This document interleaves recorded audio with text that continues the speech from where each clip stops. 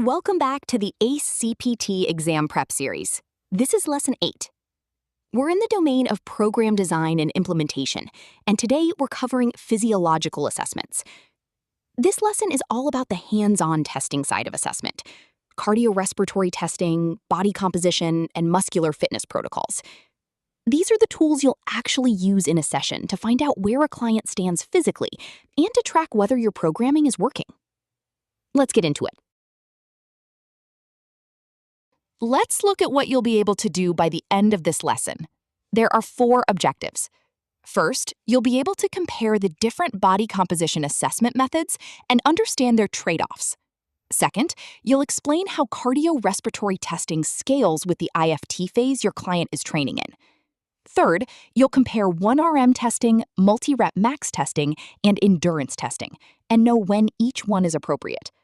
And fourth, you'll be able to list the key test termination criteria. In other words, when you need to stop a test for a client's safety. Keep these in mind as we go. Testing isn't one size fits all. It's matched to the client in front of you. Before we dig into specific protocols, let's zoom out and look at the big picture of what actually gets measured. There are 3 broad categories.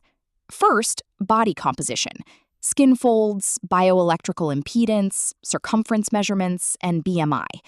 Each of these gets at body composition a different way, and each comes with its own trade-offs.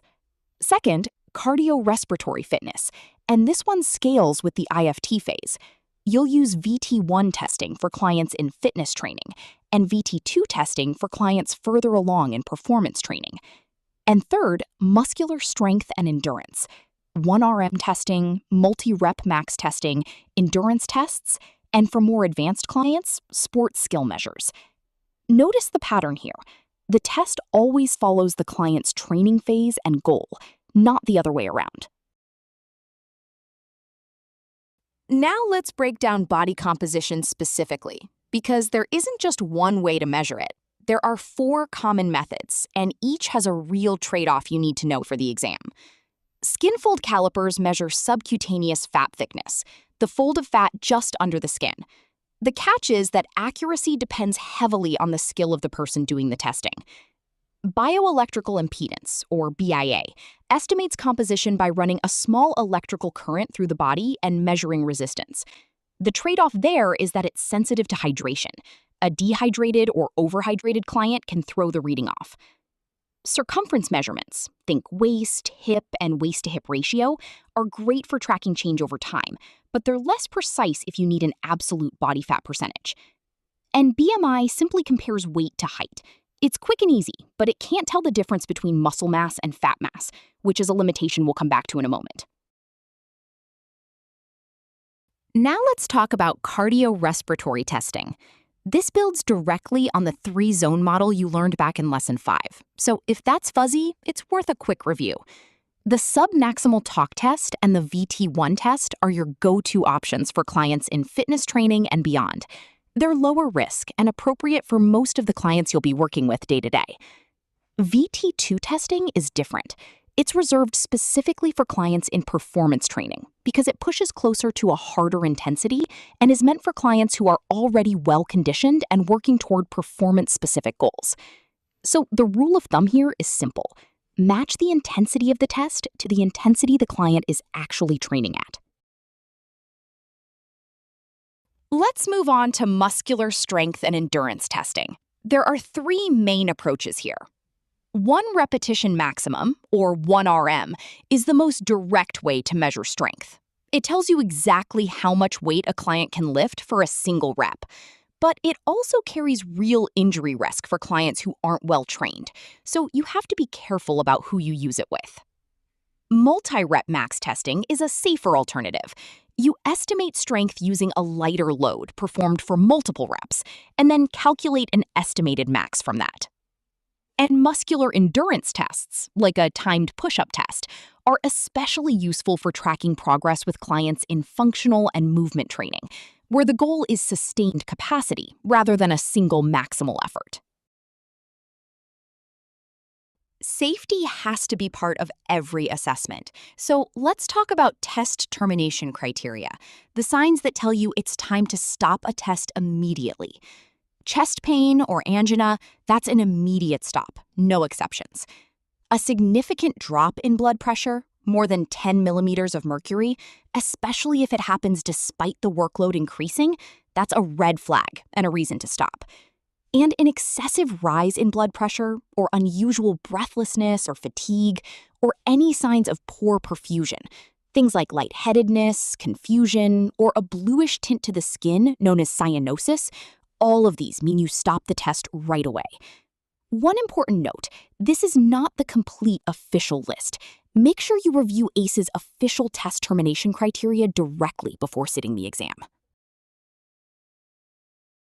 Let's tie all of this together with a worked example, because in practice, you're not choosing tests in isolation. You're building a battery that matches the client. Take a new client just starting base training. Their battery would include body composition, the submaximal talk test, and a muscular endurance test. And notably, no sports skill measures, because that's not where they are yet. Now, compare that to a load and speed training client working toward a 5K and a jump height goal. Their battery looks completely different.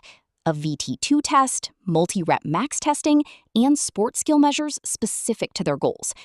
Same toolbox, same underlying tests, but the battery you select depends entirely on what that client's current phase demands. Let's test what you've learned so far. Here's the question. Which of these is a body composition method that estimates fat using resistance to a small electrical current? Your options are skin fold calipers, bioelectrical impedance, or BIA, BMI, or circumference measurements. Take a moment to think it through. The correct answer is bioelectrical impedance, or BIA. Here's why. BIA estimates body composition by measuring resistance to a small electrical current passed through the body. And as we covered earlier, it's sensitive to the client's hydration status. Here's your second question. What is a key limitation of using BMI as a body composition screening tool?